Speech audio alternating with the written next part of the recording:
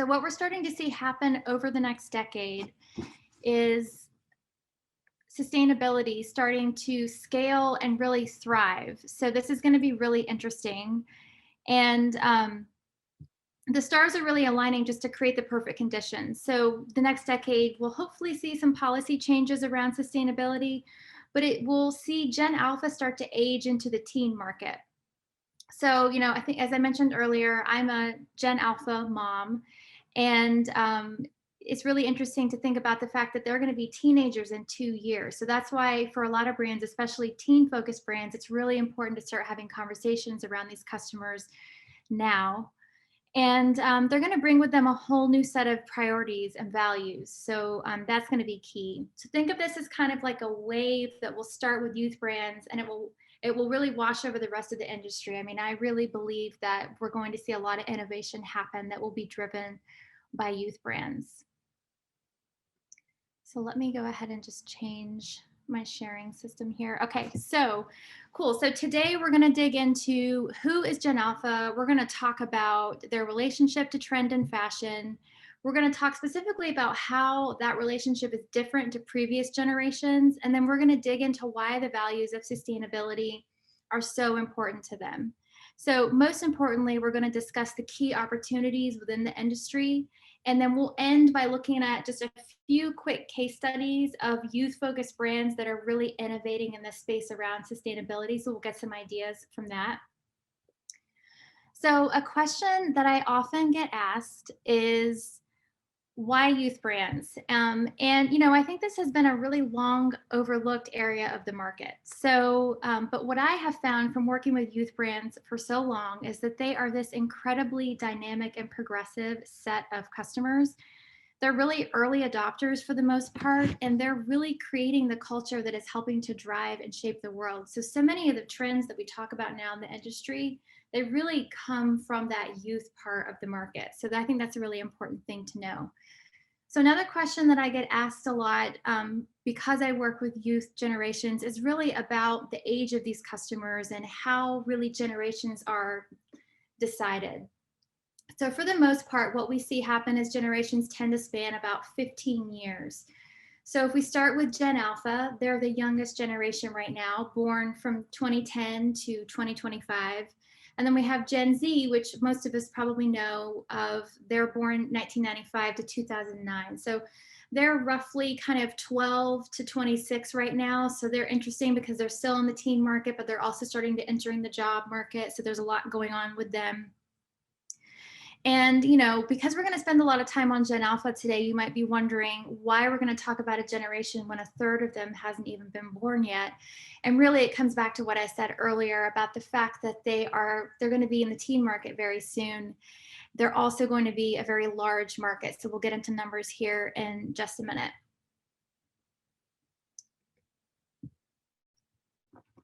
Okay, so who is Gen Alpha? So they are going to be the largest generation in history.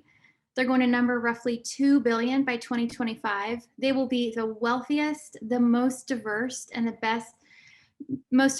best educated in history. So I think that's really important to know about them. They'll be very fiscally responsible. They're very entrepreneurial, similar to Gen Z. How we've seen a lot of Gen Z start businesses out of their closets. They do a lot of thrifting and secondhand. Gen Alpha is the same because the barriers to starting businesses now is so low. So that's just sort of feels natural to them. And they're the first true digital natives. So a lot of people talk about Gen Z and their relationship to technology, and that is a huge definition of their generation. But Gen Alpha are the real true digital natives. So if you think about how this generation started to be born in 2010, that's the year the iPad came out. The word of the year in 2010 was app. So there's really never been a time when they weren't just fully immersed in this digital world. So that's really key to how they're going to interact with the world. They've also been raised, for the most part, in these really highly democratic millennial households. So you can't really underestimate the power that they already have. So they influence about 500 billion in household spending, from vacation choices to movie nights to clothing to restaurants. I mean, they're very powerful. Their opinion already matters. So let's get into a little bit about Gen Alpha's values and their mindset. So this is the part that I really love to talk about because this is where I think it really is helpful to understand this generation on a deeper level and really understand some of the decisions and drivers for this group of people. So one way to think about them is as a slightly more extreme version of Gen Z. So they're very much an activist generation. So Greta Thunberg is certainly someone that they look up to. They already care deeply about the environment. And the thing that's really important to know about this generation is that these values haven't been acquired like they are for a lot of us in older generations, where we feel very strongly about this now, but it's not necessarily how we were raised. I mean, for Gen Alpha, they're really the first generation for this to be part of their life from the time they were born. So when it comes to, caring about the planet and having sustainability be a priority, I mean, this is just part of their world always. So their baseline values are really interesting. So they care a lot about kindness, inclusivity, equity, sustainability, gender equality, empathy, creativity. I mean, this is just kind of the air that they breathe. This is the baseline, and this is the baseline also for brands that they interact with. They're highly individualistic, super creative, and they really understand the power of community also. So they're really, connection is really important to them. So another thing to think about is the way power and influence works here. So technology and social media has given them unprecedented power. So when I refer to this as being the most powerful generation, it's true. I mean, they have platforms from a very early age. They have strong opinions, but they understand the nature of this power really well, and they've decided to use it for good. So they're very skilled at mobilizing behind causes and harnessing the power of the group.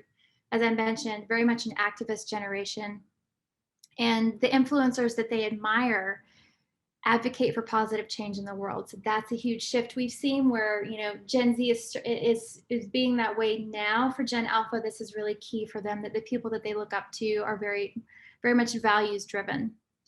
They're big on removing stigmas around mental health conversations. So this will be a big part of their generation. And they're deeply empathetic. I mean, this was already the case pre-pandemic, but I think that the pandemic has really just activated this and enhanced the way that they feel about this. So they're very aware of the interconnectedness of everybody, and they have a very global mindset.